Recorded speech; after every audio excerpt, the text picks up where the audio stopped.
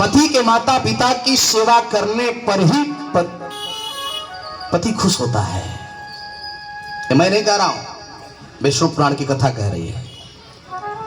लक्ष्मी जी को पार्वती मैया ने बताया और यही बात सत्यभामा ने द्रौपदी से पूछा। कब पूछा? का जिस समय बोल भक्तवत्सल भगवान की सूर्य ग्रहण लगा था कुरुक्षेत्र में, और इस सूर्य ग्रहण के समय मथुरा से, वृंदावन से, कुरुक्षेत्र में ही दिल्ली से, इंद्रप्रस्थ से समस्त लोग उपस्थित थे। सूर्य ग्रहण में सरोवर में स्नान कर रही थी द्रौपदी जी। स्नान करके बाहर आ रही थी।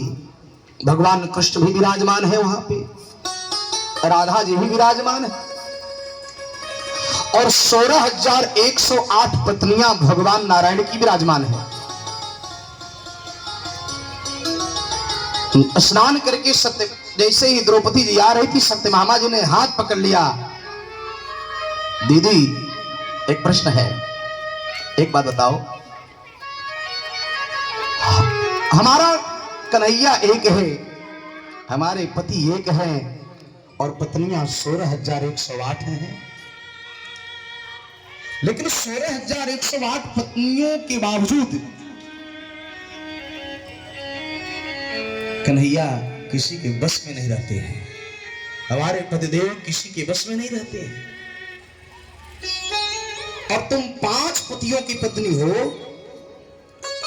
तुम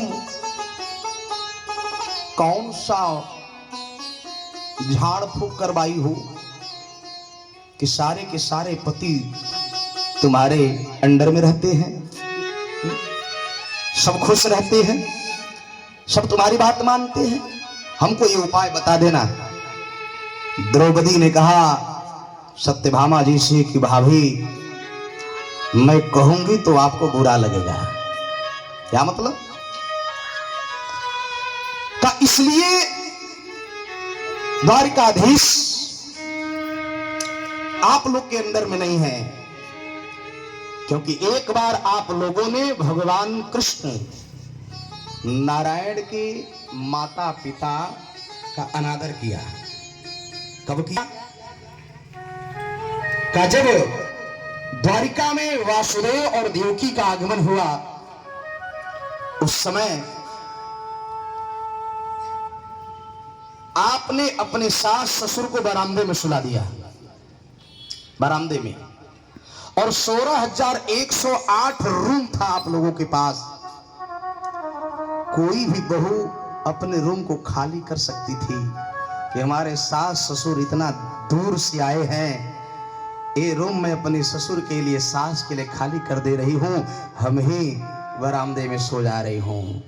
बताओ किसी ने ऐसा किया? सारे लोग अपने अपने रूम में सो रहे थे, और वासुदेव जी, देवकी जी, ये दोनों लोग बरामदे में सो रहे थे। आज भी द्वारिका में जाएंगे आप तो भगवान नारायण के सामने बरामदे में ही, द्वारिकाधीश के सामने वासुदेव और देवकी जी का मूर्ति दिखाई देगा। द्रौपदी ने कहा इतना के बावजूद तुम कल्पना कर रही हो कि तुम्हारे अंदर है, तुम्हारे पक्ष की बात करे तुम्हारा पति, तो एक बात समझ लेना, जब तक किसी पति की पत्नी पति के माता पिता से प्रेम नहीं करेगी, पति बस में होने वाला नहीं है।